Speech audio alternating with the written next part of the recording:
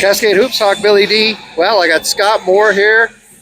Just got that win with Morningside, 96-81. I know the final score was 15, but that was a battle. Yeah, I thought I was going to head out here early into the first half and just take the night off because they came out and just blitzed us. No, it was just, they're just so good. They're so well coached. I thought the biggest thing was, we talked about it, is if you let Morningside play Morningside better than we play Grace. Yep. And in the first half they did.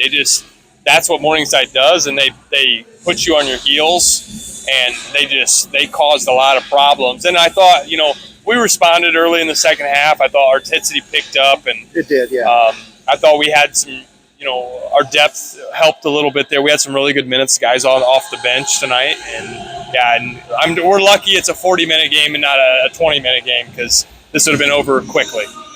Yeah, I thought two things. Your depth definitely helped a lot.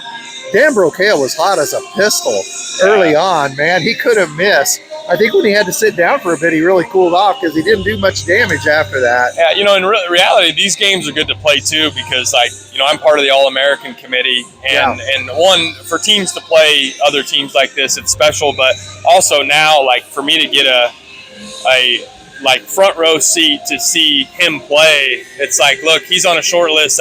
That dude's a player, and so they're going to win a lot of games with their leadership, and I know they're young too.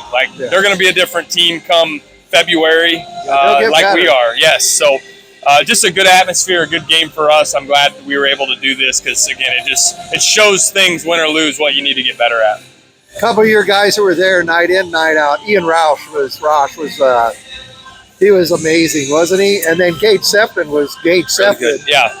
Just Batman and Robin, right? Yeah. Ian's so unconventional, and I think that's another thing is until you really see him play, you don't realize just how talented he is. His ability to put pressure on you, get stopped, and then keep going and find creases and finish at the rim, and his perimeter shooting's improved, and he just the cool thing is he's a better kid, which I know a lot of these NAI guys are, right? You got great players, but he's just an awesome young man, and he's our guy. And Gage is no slouch, right? Gage was big tonight, and we need him to be good because the reality is we still have a lot of young guys, and they need guys to follow. And I think those two are just going to carry the weight hopefully most of the season. I thought your young guys though really came out. They gave you some big shots and played some great defense. I thought your young guys showed out well tonight. Yeah, and they're learning on the fly. The one person I thought was tremendous tonight was Cannon Hauser. Cannon was in a situation last year where didn't get a lot of time and was playing behind a lot of good players, and it's just to the kids' credit, they just continue to work, and when the opportunity comes, they answer. And I thought he was just spectacular.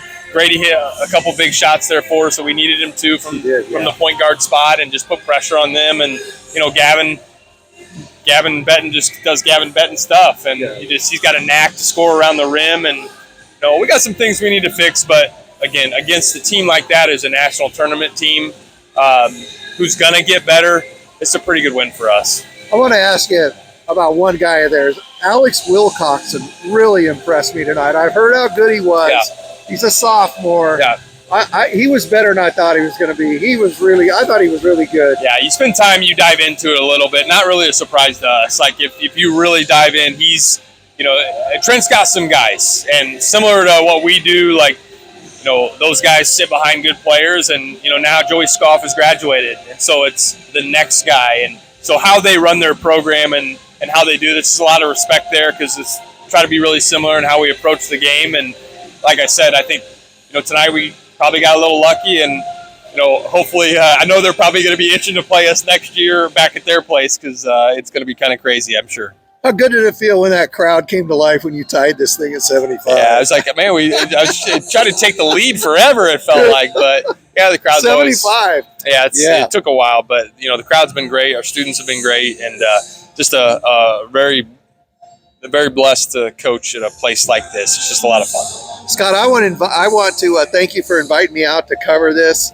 This is a great tournament, 4 great teams. We got 2 at halftime right now. I want to thank you and Grace College for having me out to cover this thing. I'll tell you what, man. Tomorrow, if you're around the Huntington area, man, if you like offense, absolutely, there's no better basketball. The teams, the way they pass, share the ball, score the ball. I mean, it's just like it's refreshing, right? Just to see the unselfish, the designs, just the offensive play is so incredible, and I'm glad we were able to do this. Yeah, it's been great. Thanks for coming. We got man. another night to go. We got another night, man. We still got a good second half. So, Scott, buddy. Thank you very much. Yep, thanks.